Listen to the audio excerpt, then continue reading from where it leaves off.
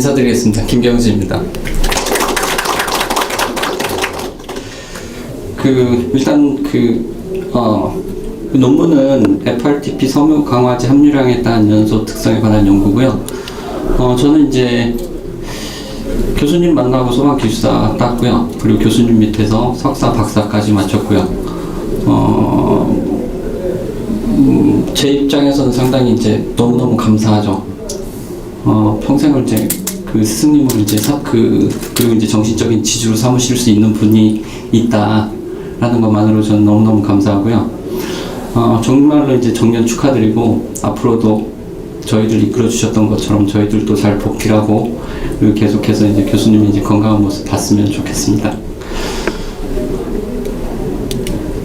그 논문은 기본적으로 이제 개요하고 목적 그리고 실험 그리고 결과 그다음에 이제 결론으로 순서를 들어갑니다. 오늘 발표할 논문은 이제 섬유 강화 플라스틱에 대한 어떤 연소 특성에 관한 내용이고요. 플라스틱의 장점은 이제 중량 대비 상당히 이제 강하다라는 것들. 그렇지만 이제 그게 또 화재나 어떤 연소의 특성에는 이제 상당히 취약하다라는 부분이 있어서 요런 부분을 착안을 해가지고 어떻게 연소 특성이 나타나는지를 한번 보고 싶었습니다. 이게 이제 기본적으로 이 차는 상당히 고가의 차량인 것 같은데 FRTP 그러니까 FRP로 만들어진 차량이죠. 탄소 차량이면 사실 이제 무게 대비 강도가 상당히 뛰어나기 때문에 지금 이제 우주선이나 첨단 물질은 이제 플라스틱을 사용을 하고 있고요. FRP라고 하면 기본적으로 섬유 강화제에다 매트릭스에다가 어떤 이제 다른 섬유 강화제 그리고 이제 기타 부자재를 혼합함으로 인해서 플라스틱 특성을 이제 비약적으로 이제 향상시키는 그런 부분이 이제 FRP가 됩니다. FRP는 다들 알다시피 열 경화성과 열 가소성으로 나눌 수가 있는데 보통 지금 제가 요 논문에 대해서 이제 연구를 할 때는 열 경화성보다는 열 가소성에 대해서 초점을 맞췄습니다. 그 이유는 열 경화성이 최근에까지 이제 많이 사용이 됐지만 실질적으로 최근에는 이제 열 경화성 수지가 여러 가지 이제 가공이 용이하다거나 이제 생산의 속도, 이제 재활용이 가능하다는 어떤 여러 가지 특징들에 있어서 지금 이제 많이 사용이 되고 있고 연구가 되고 있는데 이거에 대한 연소에 대한 어떤 이제 특징 부분은 이제 의외로 나타나지 않기 때문에 이 부분에 초점을 잡아서 진행을 했습니다.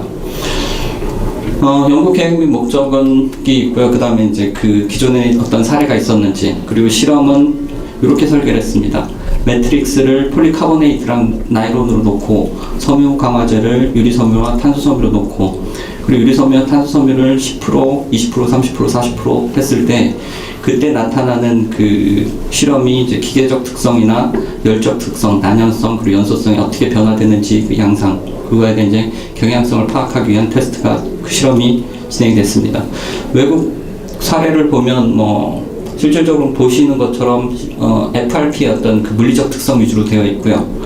그리고 국내의 논문을 봐도 아주 이제 극단적으로 이제 한 10편 정도에 대한 부분만이 지금 연구가 되고 있습니다. 그래서 이 부분에 대한 이제 추가적인 연구가 필요하겠다고 해서 진행이 됐던 거고요.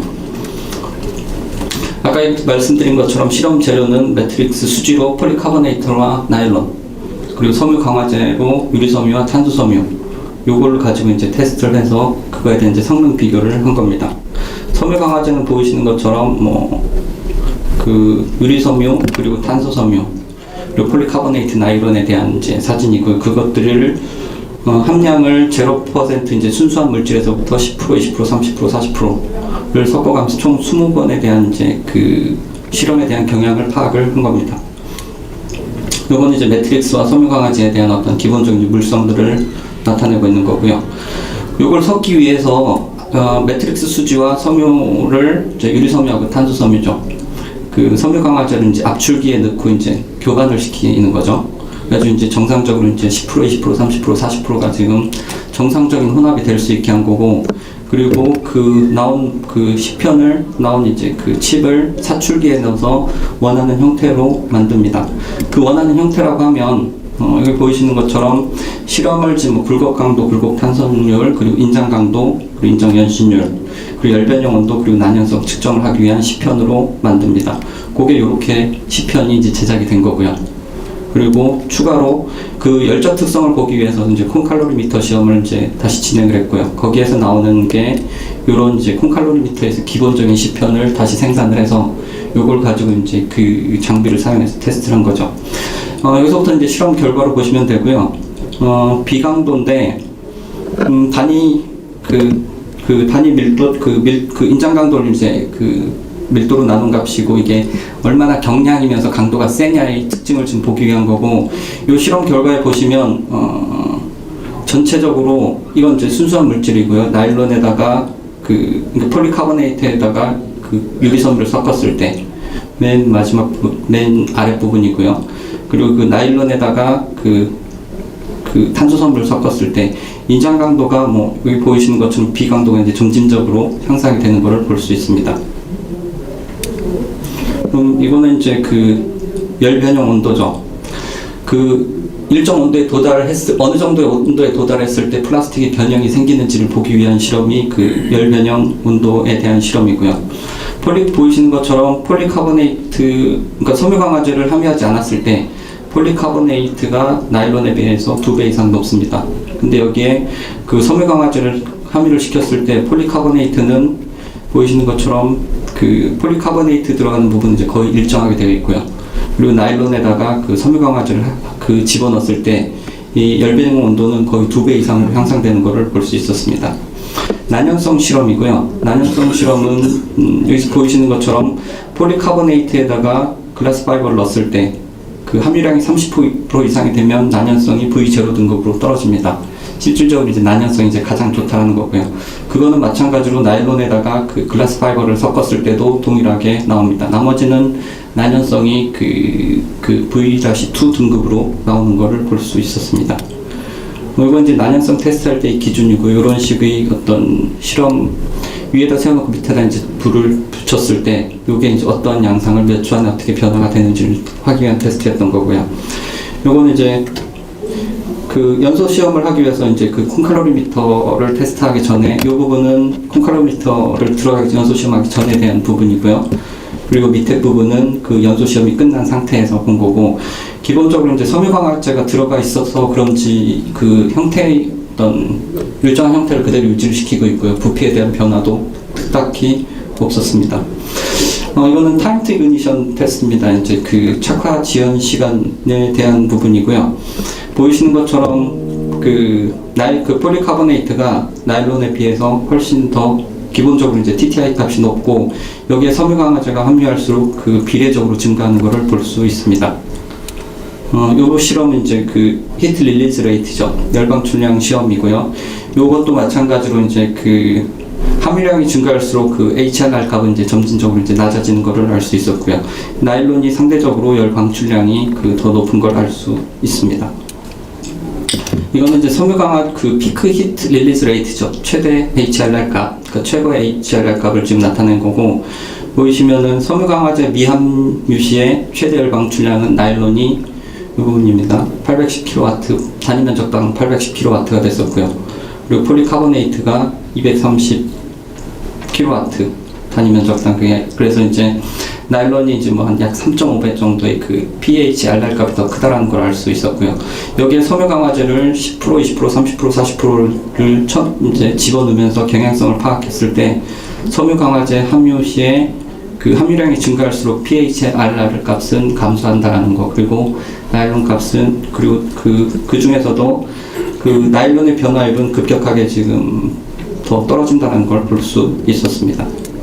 요거는 이제 섬유 강화제 HRR 값에 이제 서로 이제 동등 비교를 한 부분이고요. 섬유 강화제가 미함유되어 있을 때 열 방출량은 처음에 이제 착화했을 때 나일론 같은 경우는 HRR 값이 급격하게 올라가고 한 200초 정도 지났을 때 이제 또 급격하게 떨어지는 양상을 갖고 있고요.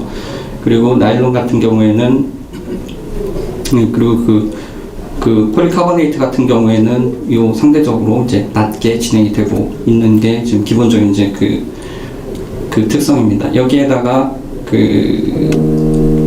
이제 섬유 강화제를 함유를 시켰을 때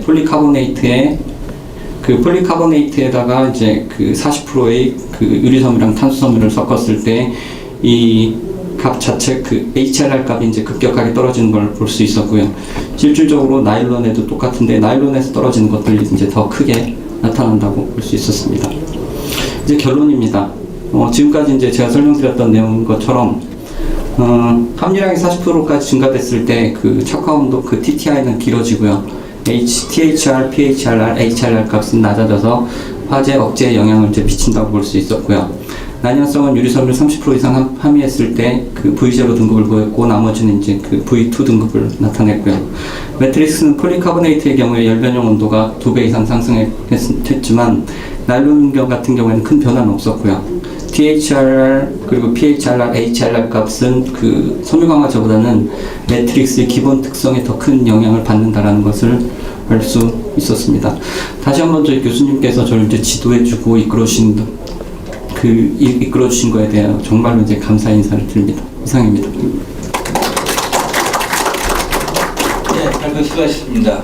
시간 관계상 많은 질문은 좀 양해 부탁드리고요. 자, 꼭 질문해야겠다. 하나, 둘 정도만 짧은 쇼트 퀘스천 부탁드리겠습니다.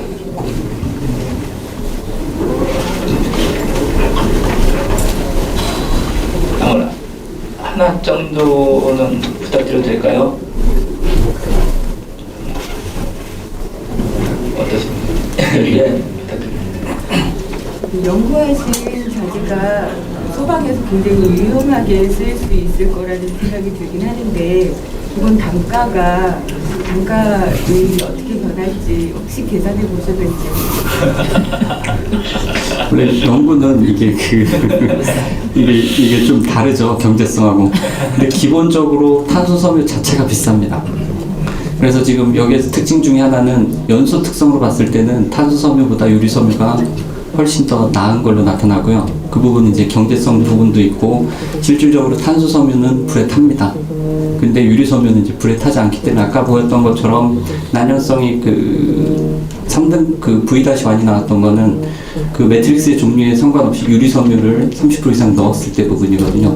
그래서 이제 경제성으로 본다고 하면 그 매트릭스에 뭔가를 넣어서 그 플라스틱을 만든다라고 했을 때는 유리섬유가 훨씬 더 좋은 것으로 나타났습니다. 예. 자, 이상으로 발표를 마치도록 하겠습니다. 자, 수고하셨습니다.